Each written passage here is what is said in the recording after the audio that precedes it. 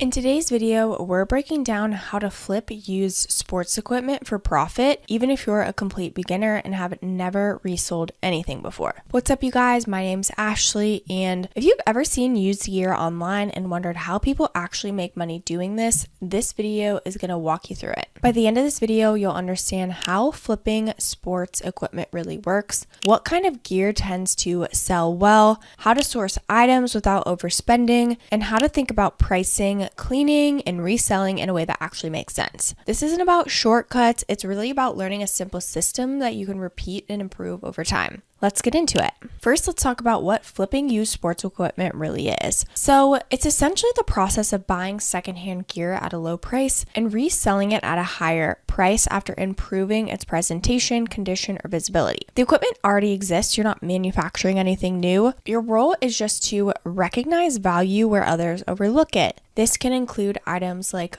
golf balls, baseball bats, gloves, helmets, weights, yoga mats, rackets, skis, snowboards, or even team gear like cleats and pads. Many people buy sports equipment for a reason. Use it briefly and then sell it cheaply when they're done. That gap between what someone wants to get rid of quickly and what another buyer is willing to pay is where opportunity lives. Now we're going to talk about why sports equipment flipping works great as a side hustle. Sports equipment flipping works because demand is consistent. People are always getting into new sports, upgrading gear, or buying for kids who outgrow equipment quickly. At the same time, many sellers just want items gone, not maximized for value. This creates a steady supply of underpriced items and a steady demand from buyers looking to save money. You're essentially helping move equipment when someone who no longer needs it to someone who does. Another reason this works well as a side hustle is flexibility. You can start with very little money, sell locally or online, and scale only when it feels comfortable.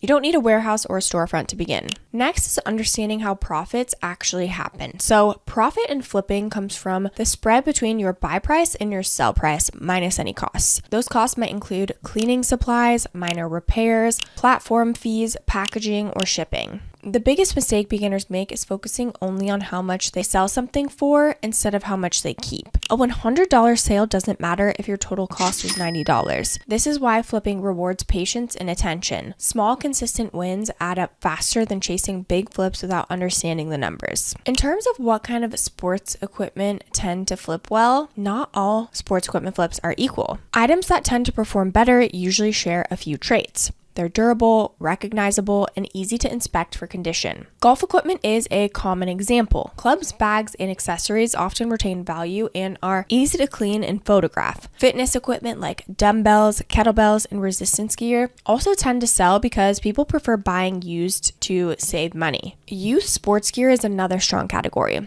Parents are often happy to buy used equipment that will only be used for a season or two. Items like gloves or helmets and cleats move very quickly when priced fairly. Seasonality also matters. Snow sports sell better before winter. Baseball and soccer gear move faster in spring, so really understanding timing is going to help you buy low and sell when demand is higher. Sourcing equipment without overspending. So where you source equipment matters just as much as what you buy. Many beginners think they need access to special suppliers, but most flips come from everyday places. Local marketplaces, garage sales, thrift stores, sports resale shops, and community groups are all common sourcing spots. The key is to look for items that are underpriced because the seller values speed over profit. When sourcing, you're not trying to buy everything. You're training your eye to recognize items that can be cleaned up, photographed well, and resold confidently. Over time, you'll start to notice patterns. Certain brands, models, or types of gear really stand out. That awareness is more valuable than any one flip. Evaluating condition the right way. Condition matters in sports equipment flipping because perfection isn't required. What you really want to do is check for cracks, excessive wear, missing parts, or safety issues. Cosmetic wear is usually fine if the item still functions properly. But before buying, ask yourself if the condition matches the price and whether a buyer would feel good receiving it as is. If the answer is yes, it's usually worth considering. Cleaning alone can dramatically increase perceived value. Wiping down grips, removing dirt, or polishing surfaces that make an item look far more appealing. Now let's talk about pricing. Pricing is where many beginners hesitate. They worry about pricing too high or too low. The goal is not perfection here. It's alignment.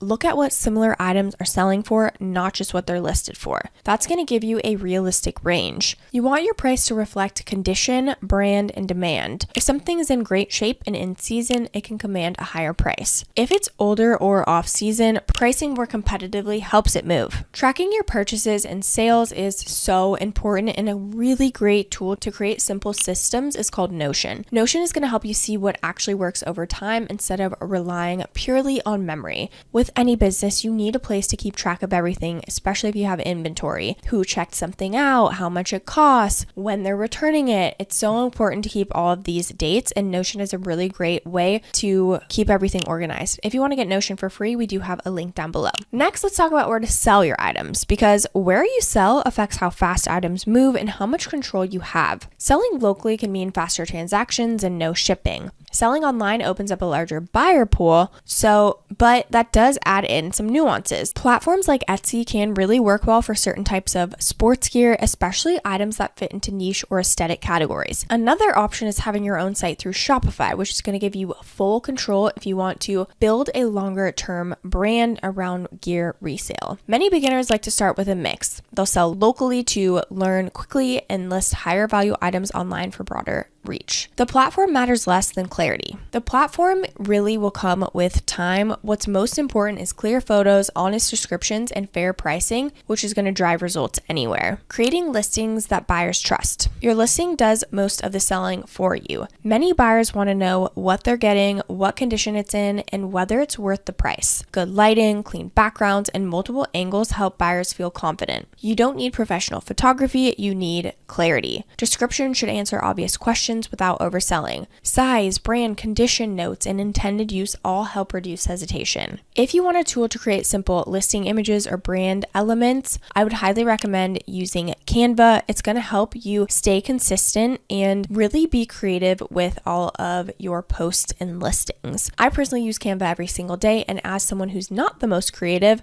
Canva helps me make something really beautiful and cohesive. So I highly recommend checking it out. They do have a free plan if you use our link down below. Next, we're going to talk about handling communication and follow-up. Communication is part of flipping, especially early on. Responding clearly and promptly is going to build trust and increase your chances of closing a sale. You don't need scripts or pressure tactics, just be helpful and straightforward. If you sell through your own site, email tools like Omnisend can really help you follow up with interested buyers or notify customers about new inventory without any manual effort. Everything is automatic. Managing inventory as you grow. As you start flipping more items, organization becomes important. You need to know what you have, what's listed, and what's sold. Even a basic inventory tracker is going to help prevent confusion and double selling. It also helps you see which categories perform best. Organization is going to reduce stress and make scaling feel possible instead of chaotic. Now, I wanted to touch on something that's really important. Every sale is going to teach you something. Maybe a brand sells faster than expected. Maybe a category moves slower. Maybe pricing needs adjustment. Instead of judging outcomes emotionally, treat them as feedback. This mindset is going to keep you learning instead of getting discouraged. Over time, these small insights compound and sharpen your instincts. Growing without rushing. Scaling flipping doesn't mean buying more just to stay busy. It means investing more confidently in items that you actually understand. As you learn, you might specialize in one sport or category. That focus often leads to better sourcing and faster sales. Growth should feel intentional, not pressured. Is flipping sports equipment for you? Flipping used sports equipment is a great fit if you enjoy spotting value, working with tangible items, and learning through action. It works well for people who like flexibility and hands-on progress. If you prefer fully automated income or no inventory, other models may be a better fit. But if you're open to learning, staying organized, this can become a reliable side hustle. The key is starting small and taking one step at a time. I know how confusing it can feel to start any business, let alone flipping when you don't know what's worth buying or where to sell. But like anything new, start messy. Once you understand the system, it's going to become so much clearer. If you want to check out any of the tools that I mentioned, go ahead and use our exclusive links down below. They're going to make your life so much easier. I do want to mention that these are affiliate links, which means we may earn a small commission at no extra cost to you. So if you do choose to use our links, we just want to thank you so much in advance for supporting our channel. It really helps us to continue to create free content just like this. This channel is dedicated to helping you build real income streams with clear beginner-friendly steps. Don't forget to like this video, subscribe to our channel if you haven't already, and of course leave any comments or questions below. We'd love to hear from you. Thank you so much for watching, and I'll see you in the next video.